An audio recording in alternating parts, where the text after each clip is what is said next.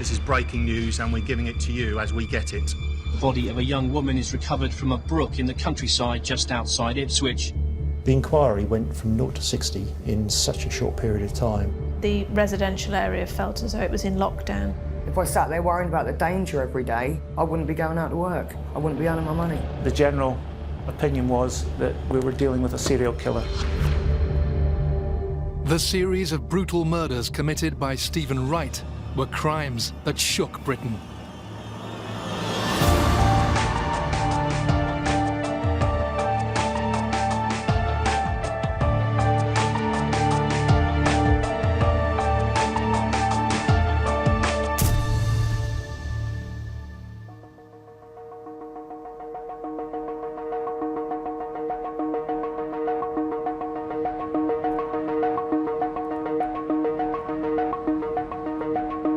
Suffolk in 2006 was one of the lowest crime rates in the country. One of the unusual things about Ipswich was it has suffered with on-street prostitution for a long number of years.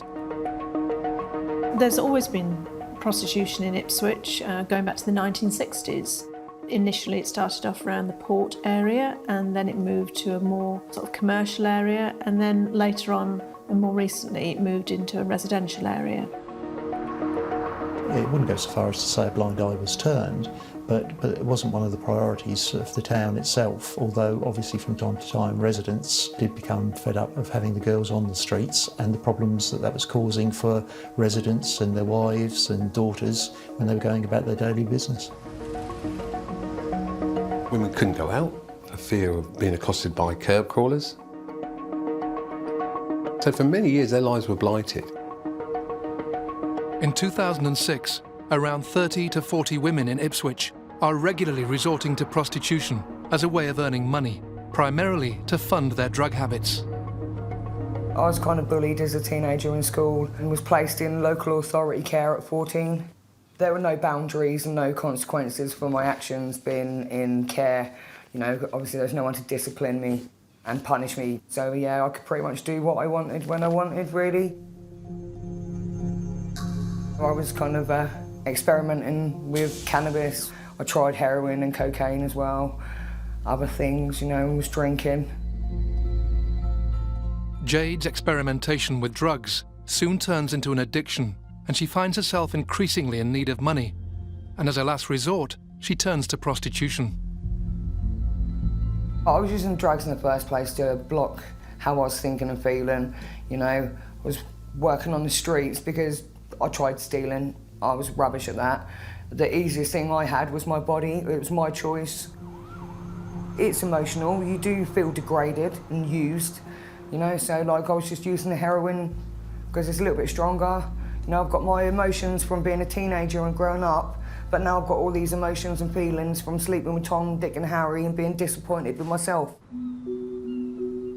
A seemingly lone voice in Ipswich, one charity spends time on the streets, hoping to reduce the harm these women face by supplying condoms, clean needles, and advice on how they can try and escape their volatile and often dangerous lifestyles. I Senior was started in 1998 with a view to looking at addiction, specifically drug addiction, and trying a new approach towards tackling it, i.e. a more holistic approach, which means looking at what's underpinning the addiction, not just dealing with the symptoms, and treating the person as a whole. If I sat there worrying about the danger every day, I wouldn't be going out to work. I wouldn't be earning my money. You know, so the danger, unfortunately, even though we know it's there, has to take a back seat to the addiction. On the 31st of October 2006, the fears often blocked out by these young women on the streets of Ipswich turned into a dark reality when 19-year-old Tanya Nicol is reported missing.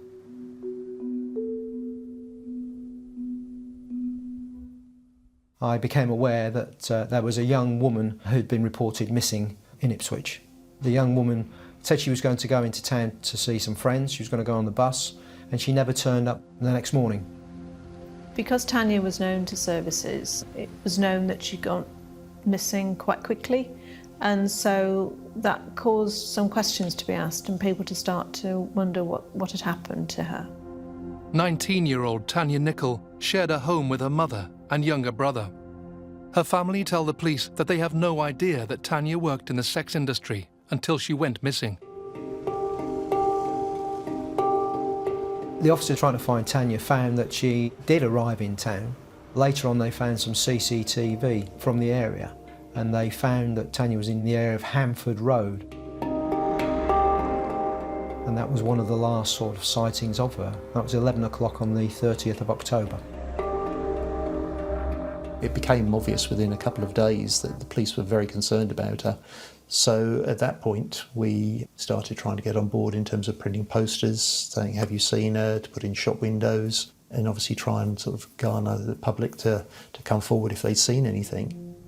We continually asked the police if there was any developments. We continually asked what we could do to try and keep that profile reasonably high, as I'm sure other media probably did. I think the crux came when Gemma went missing. Gemma was a young lady born and brought up in Ipswich, as was Tanya. Left school, and I think she wanted to become a beautician. She got a job at an insurance company call centre, and at one point seemed like any other normal young woman. But she got involved with a boyfriend and into drugs. That seemed to then get a hold and get a grip on her. She lost her job, she was with her boyfriend, they had no money, and the only way it would seem that they could get enough money to fund their habits was basically for Gemma to go onto the streets. Her boyfriend was aware that Tanya was also missing, and he became so concerned he reported her missing. Well, I started to get worried because she wasn't replying to my text messages, and Gemma always replies to me and she didn't. Suffolk Constabulary alert the public about their concerns over the sudden disappearance of 25-year-old Gemma Adams. In Suffolk, because it's a low crime area, we generally know what's unusual, and to have two young women go missing working in the sex industry is unusual. That's why we were on the front foot and detectives were deployed quite early on to try and find these young women. We were concerned, but we thought, yes, the nature of the work, these people will turn up in a couple of days. They've been away with a punt or something, which wasn't unheard of in the past. So it was just a case of waiting and hopefully they'd turn up safe and sound. Tragically, the community's hopes were dashed when the authorities made a terrible discovery. Unfortunately, on the 2nd of December, a water bailiff who was responsible for the Brook River saw what he believed was the body of a white naked female. My editor was convinced at the time this was one of the two girls. A post-mortem examination was then conducted the next day, and it was during this examination that we were able to identify that this was indeed Gemma Adams. It's tough to know someone that you know quite well who's a smart, intelligent young lady that just so happens upon drugs, is now not there anymore. Knocks you for six and really makes you worry about Tanya's safety. From the outset, it was very obvious once the body was found that Gemma had been murdered.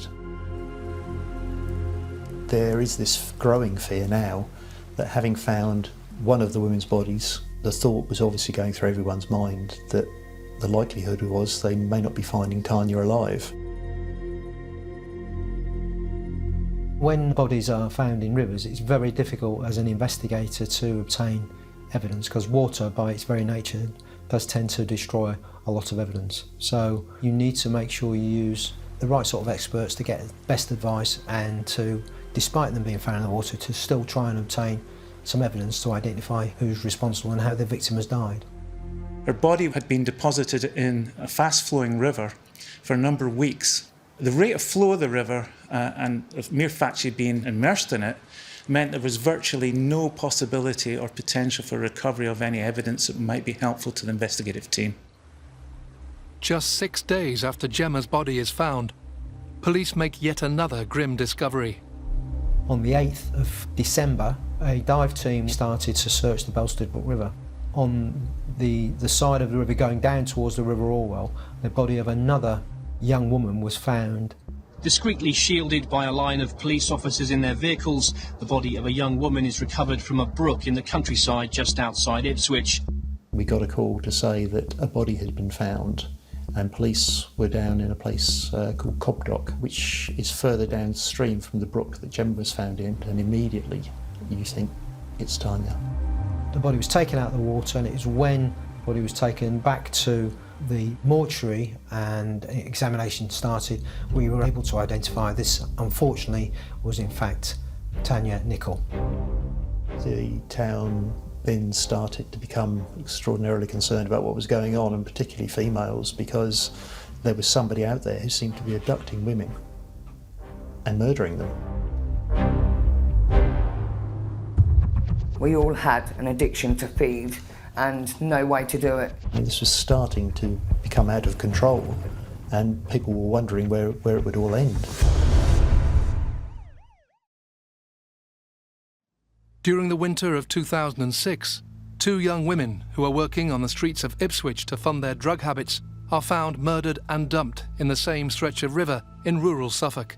For an area with such a low crime rate, the tragic deaths of 19-year-old Tanya Nicol and 25-year-old Gemma Adams send ripples of fear throughout the community. It's a small town, a lot of people know each other. Both the women were from this town and had families in this town and friends in this town. A lot of people knew them, so it was quite a shock. We were giving out general community safety messages. There was a mobile police station in the centre of Ipswich. Personal attack alarms were given out. There was some national media interest, of course, when 2 bodies are found of young women in a relatively short period of time, in a relatively small area. On the 10th of December, the investigation took an even darker turn when a 3rd body was found in Woodland to the southeast of Ipswich. A member of the public was a passenger in a vehicle driving down the street in Nacton when they see in the woods what they believe is a mannequin. The discovery of this young woman's body is very different from that of Tanya Nicol and Gemma Adams. She'd been found on dry land, but worse, she'd been posed naked in a crucifix position. Hers is the 3rd body to be found in just 8 days. She'd been subjected to rather extreme weather conditions. It was extremely heavy rain at the time, high winds, and she'd been exposed to the elements, making the recovery of any potential evidence very, very difficult and problematic. It became evident early on that this was another working girl, and as it turned out, it was Anneli Alderton. The discovery of the body of a 3rd young woman in just over a week is devastating for the community. She's identified as 24-year-old Anneli Alderton. She led a chaotic lifestyle, addicted to heroin, and was a regular on the streets of Ipswich. Tragically, a post-mortem revealed that she was 3 months pregnant.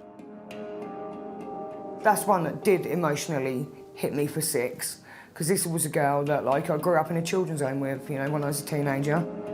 So to have someone you've been that close with, you know, growing up with, yeah, kind of takes it out of you, you know, and that's when you get the realisation that there's now 3 girls, you know, how many more is there going to be, what's going on here, who is it? CCTV images capture Anneli Alderton's last known movements as she arrives into Ipswich by train just days before she was found dead. So we knew she was in the red light area on the 3rd of December.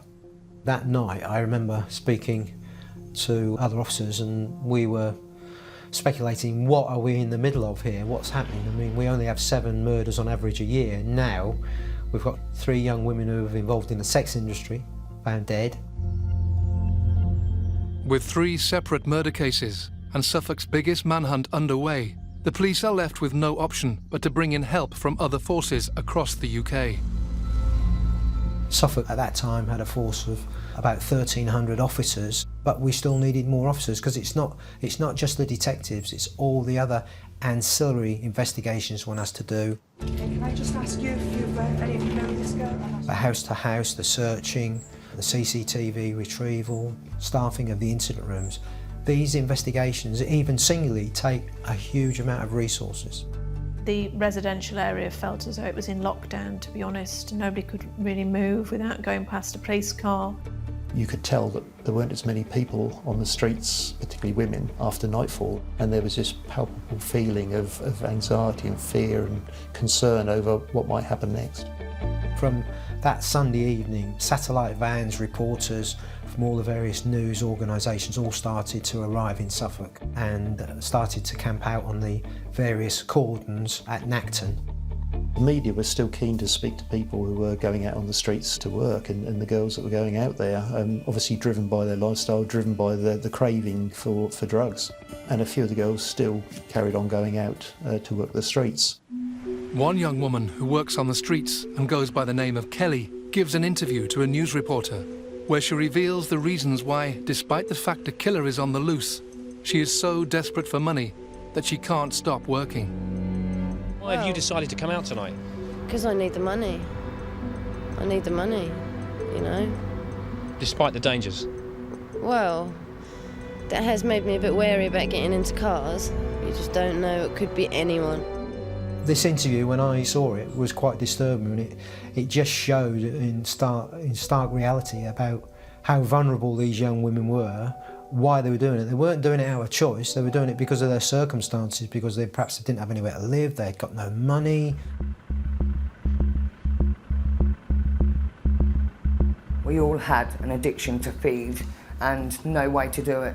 That's the reason why we're out there. There may be many different reasons why we've started working out there, but we were all out there to fund our drug addiction.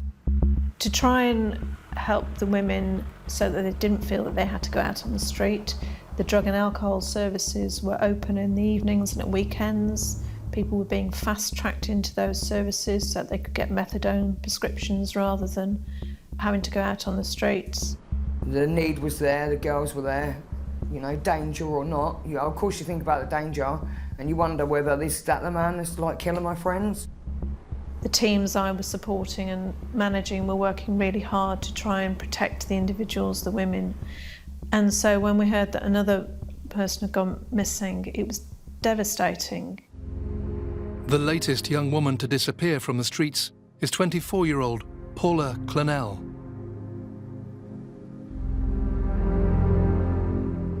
Paula was a young woman who we believed had a serious drug habit, had been working in the sex industry for a while. She was pretty much, I think, a woman like me. I'm kind of like a tough nut tomboy with a bit of hyperactivity in me, really. Yeah, she was a good mum, genuinely nice girl. Paula was like many people with an addiction, would dip in and out of treatment. I saw her on the Monday, made an appointment for her on the Thursday, I think it was, but she didn't make that appointment. A member of the public, a gentleman who just dropped his car off at Nacton, when he looks to his right and sees in the foliage the body of a white, naked female. And this place is only half a mile from where Annalee was found in Nacton. Only 48 hours after Annalee is found, and just 700 yards from where her body has been discovered, investigators are now stunned to hear that a fourth young woman is dead. The inquiry went from 0 to 60 in such a short period of time. Police sent the helicopter up to look over the land, and suddenly, to their surprise, they saw another body in the undergrowth in a different place from where they had been told that a body had been seen. And they suddenly realised there was not one, but two bodies. This horrifying discovery means that the number of women found murdered in the Ipswich area has risen to 5, all in the space of just 10 days. At 3:48 p.m, a crew member on board the helicopter spotted what appeared to be a second body, a few hundred yards away from the site of the first body. The speed of the developments, I can remember being at police headquarters for a meeting and then people disappearing out of the meeting and then thinking, well, what's happening? And then somebody coming in saying there's been another body found, and just the shock on everybody's faces was just horrendous. As you will understand, we don't have a great deal of information. As the Chief Constable has just indicated, this is breaking news and we're giving it to you as we get it. I mean, this was starting to become out of control and people were wondering where it would all end. The two young women are formally identified as 24-year-old Paula Clennell and 29-year-old Annette Nichols. Annette has been missing for 8 days, but Paula Clennell's disappearance had only been reported 2 days before, on the 10th of December. It is then revealed she was the young woman who'd given the television interview under the name of Kelly just days before. Now she's the latest victim of the so-called Suffolk Strangler. Whilst huge efforts go into the ongoing investigations, pressure mounts on the forensic teams to determine whether the latest discoveries offer any new clues as to the identity of whoever is responsible for the vicious killings. After the 5th young woman had been discovered, all the materials recovered from the crime scene were submitted to the laboratory for analysis. The laboratory was under intense pressure to try and analyse material, particularly DNA, in order to identify who may have been in contact with these women around the time of their death. For the first time, we really had the potential to identify the perpetrator of these crimes. Whilst inquiries continue at a pace into all 5 murders, one man's name keeps coming to the forefront. Publicity had come out at a weekend in a Sunday newspaper. The man had given an interview and he said that he knew all the girls. He was sure that the police would be coming to question him. He was surprised he hadn't been arrested. This person had contacted the local newsroom and explained that he knew each of the women and felt there'd be material from himself on the women and he had no alibi for this. He put himself in a position where police were left with no alternative but to take him in and question him. The man who had deliberately put himself in the spotlight was local supermarket worker Tom Stevens. I think police believed they'd got their man and they were awaiting a DNA hit to come back from the laboratory. The investigative team at the laboratory worked all through the night to obtain a DNA profile, in fact, various DNA profiles from each of the women. And these were all found to match a single male who was identified as being present on the national DNA database. And when it came back, they were shocked and surprised to find out it was someone different. It was a huge shock.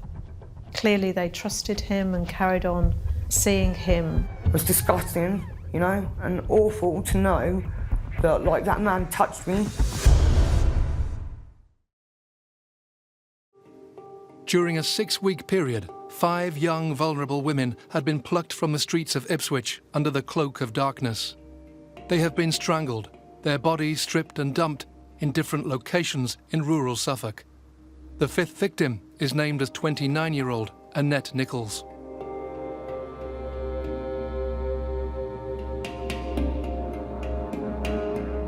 Annette was said to be quite a soft character. She was said to be the sort of person that would be everyone's friend. You know, people were drawn to her. Again, a local young woman born and brought up in Ipswich and had a family and had her own problems domestically as well. Annette was probably one of the most beautiful women I've ever had the privilege to know in my life. She always did everything with a smile on her face. She was polite, well-mannered, intelligent, pretty, you know. She had this way of making you feel that you weren't a working girl or you weren't a drug addict, you know, you were Jade. On Monday the 18th of December 2006, Suffolk Constabulary makes a significant arrest. A local supermarket worker called Tom Stevens makes himself a suspect by giving a national newspaper a revealing interview about his connection to the dead women. But as forensic investigators work overtime in the hope of confirming the killer's true identity, they have a breakthrough in the form of a DNA sample which matches a profile on the national DNA database. To everyone's surprise, the hit does not match the DNA of Tom Stevens, but instead leads them to a 48-year-old forklift truck driver called Steven Wright. This was a big moment for us. Positive evidence that Steven Wright had had some contact with the bodies. For Jade, the shock of Steven Wright's arrest was exacerbated by the sickening realization that she's actually met him before. It turns out that Steve Wright was my first ever client. The first ever night I'm out and my first ever caution was Steve Wright. It was disgusting, you know, and awful to know that, like, that man touched me.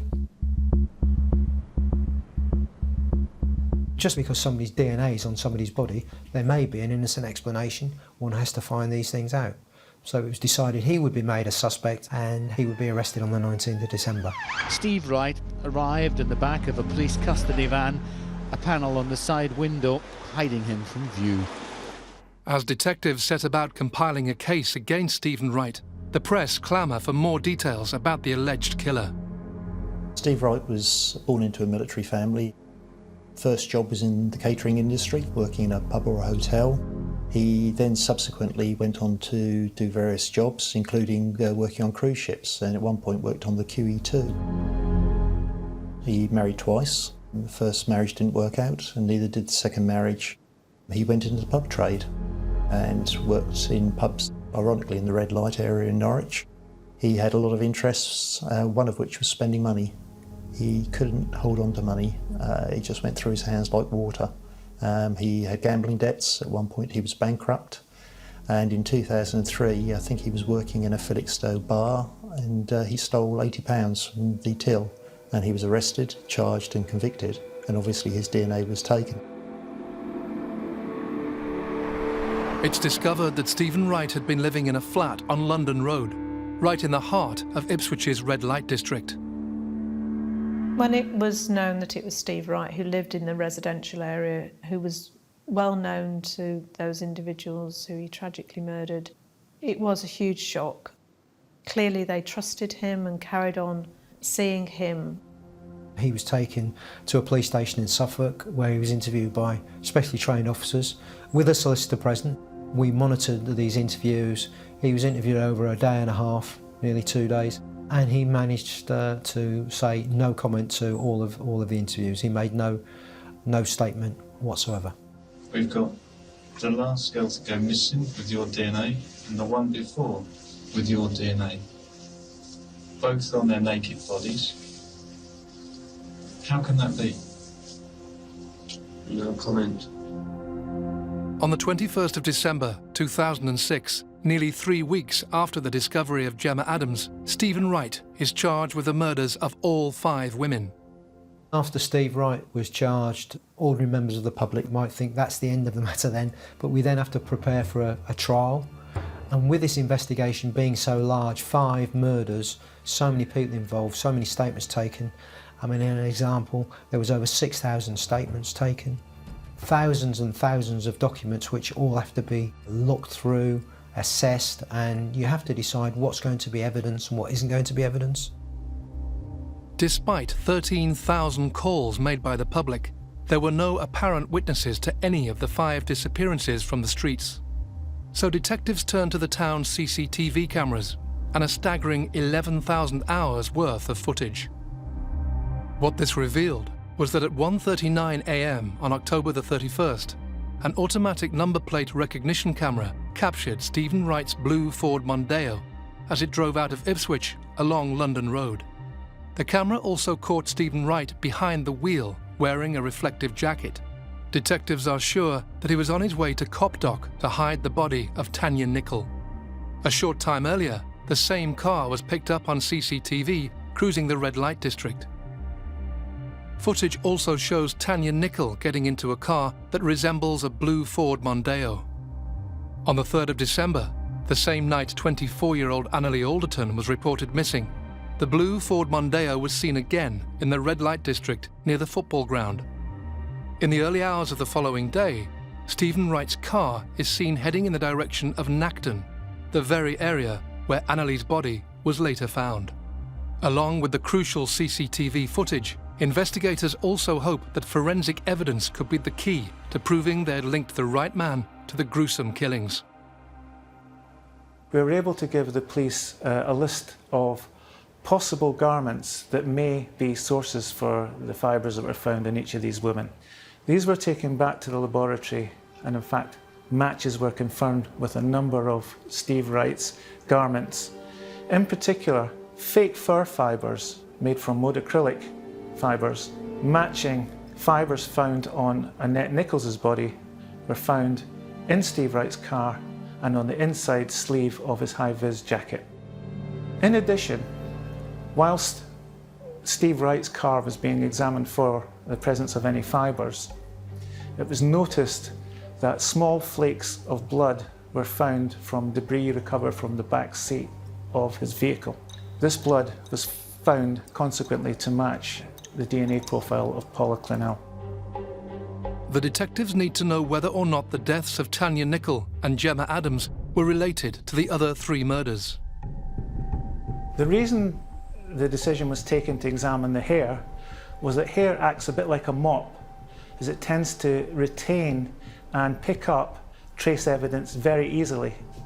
Despite the long immersion times in the water for both of these women, we found fibres which matched Steve Wright's tracksuit bottoms, and quite crucially, we found a fibre in Tanya's hair which matched the carpet of Steve Wright's car.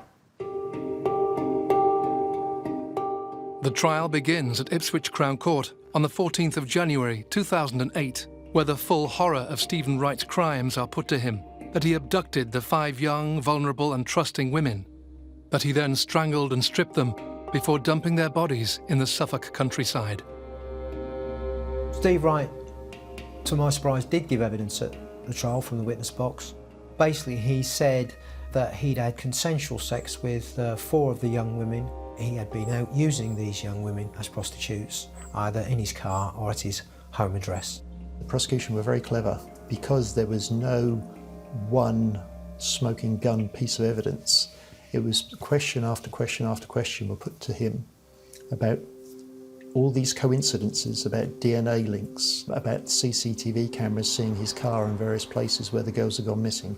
All of these pieces of evidence that were put together, you could see his whole defence being picked apart and it just being nobody else but Steve Wright who was the killer of those 5 women. The thought that he would be found not guilty was unthinkable. All of the agencies realised that they needed to work together for the sake of those individuals and their families. We had to make a change and do something different and really tackle street prostitution in Ipswich.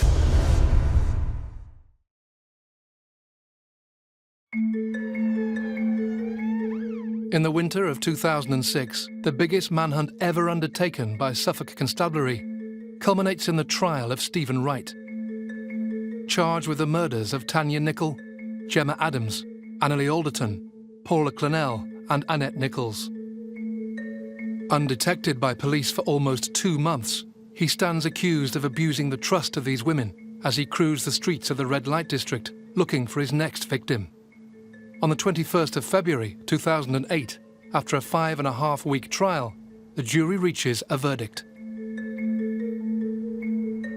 We walked to the court when we heard the jury had got a verdict.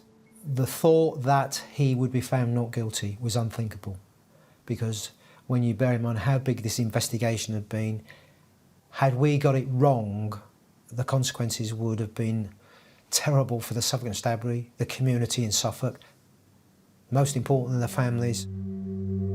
Steven Wright was found guilty of all 5 murders by a unanimous verdict, the judge describing his actions as a targeted campaign of murder.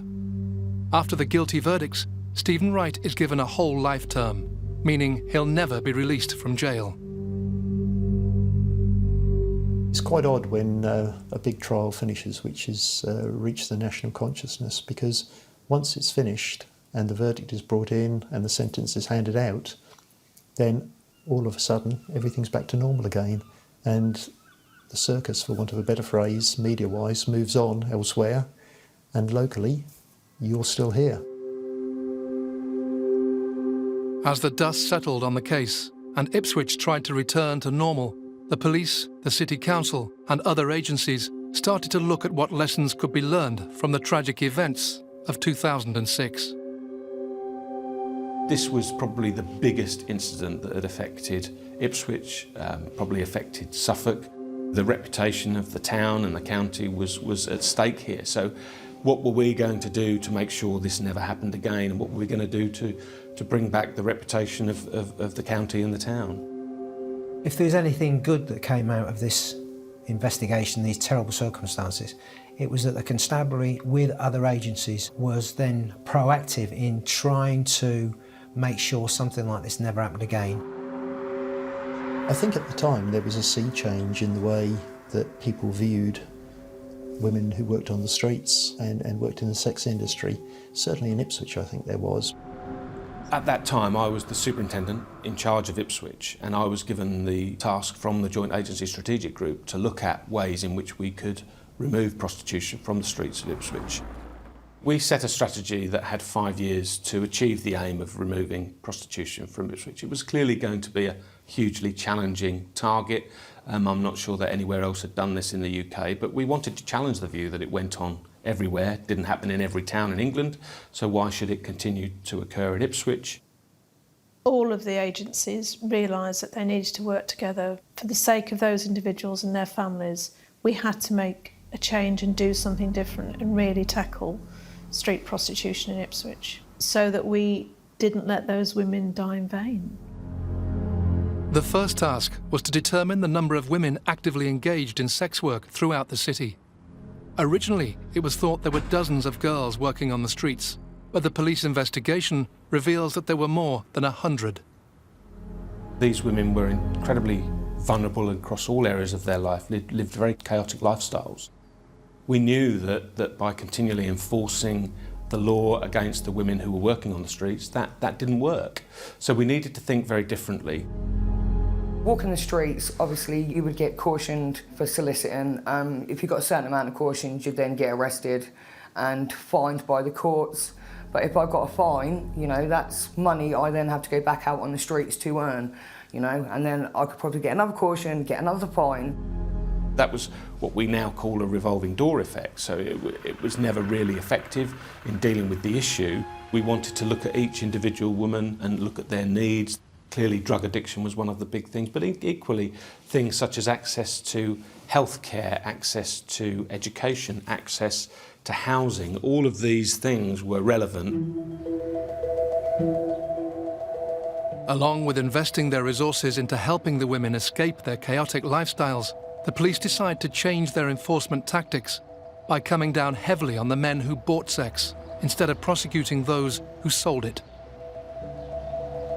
We would arrest them, they would be taken to the police station, they would have their fingerprints taken, their DNA taken, their photograph taken, and they would go through the court process if necessary. If they had no previous convictions and they admitted their guilt, they would of course be offered a police caution, and most were happy to accept that, because what we also found was that most of these men were married in long-term relationships, many of them had children. After just 2 years, the scheme in Ipswich began to show results. Designed to offer sex workers an alternative to a life on the streets, providing access to healthcare, accommodation and drug rehabilitation. It had a noticeable effect on the area. There was no demand, there was no arrests because there were no individuals actually operating in that area, because the message had got out very clearly that street prostitution was not taking place, and therefore there was no point in coming to Ipswich. That's not to say there are still not reports of working girls being out on the streets from time to time, but once those reports are made to the police or the authorities, they're scooped up into this strategy to try and get help and to try and ensure that we never go back to where we were. Sadly, it will take murders to occur before local areas or cities or towns do something about their prostitution problem. Don't let it be another Ipswich. We can't allow it to happen again before something's done. Throughout the country, a number of councils have tried various methods to tackle the issue. In Leeds, they have taken what is called the managed approach, which is the first of its kind in the UK, and the closest we've come to decriminalising street prostitution. Working in partnership with the City Council, the police and charities such as Basis Yorkshire, support workers like Emily Turner help sex workers with their safety and well-being. The managed approach started as a pilot in 2014 in October, and that pilot ran for a year. Within this designated area, the laws surrounding soliciting and curb crawling are relaxed between the hours of 8 p.m. and 6 a.m, although business is not allowed to take place here. Before we had the managed approach, women would be all over the place. They would be in the residential area and in the industrial area, which would cause problems with the residents because No one would want to have sex work happening in their backyard or next to where they were living with their children. So since we've had the managed approach, we've moved all of the women away from the residential area into the more industrial area. We know where they are, they're visible, they're not scared of the police, they'll report to the police. We don't inherently see sex work as harmful, just like we don't see buyers of sex as harmful. It's individuals that are harmful, and that needs to be dealt with by the law. Women are 18 times more likely to be murdered if they enter the sex industry, and opinions are divided about how best to protect them from danger. There are clearly very, very strong views around decriminalisation issue, decriminalising women, decriminalising the men. People put a very strong argument to say that that is the only way to make it safe. I think if you continue to allow prostitution, decriminalise all the legislation around it, you will make it a haven for pimps and traffickers to continue to exploit women, to traffic women into a country where the demand is high. You know, we need to turn this around and say, actually, purchasing women for sex is not acceptable, and we need to change the attitude of men about the exploitation of women, and we need to target the demand. The managed approach isn't all the way there that we want it to be. It has its flaws and it's not perfect. But ultimately, we all want sex workers to be safe. We want to reduce their vulnerability, and we all want perpetrators of serious crimes, trafficking, exploitation, and serious crimes like murder and rape. We all want those people to face justice. We've proved categorically that you can do something about it. It is hard, it's challenging, you've got to have patience, certainly compassion, certainly 1 or 2 local champions and resources in place for it to occur, but it can be done. When I'm doing positive things in my recovery, I look up and I say, there you go, girlies. I talk to them sometimes, and I like to think when I'm doing positive things that they're proud of me. So like I'll do stuff like this. I will talk to people. I will make them aware, you know, that I'm a human being too. I'm not just a junkie and a hooker, you know. I'm a person just like everybody else. We're all somebody's daughter, somebody's mother, somebody's sister, niece. I kind of look at them and think about them when I'm doing positive stuff, you know. I don't like to dwell on all the memories and that, you know. I have them in here and that's where they're going to stay.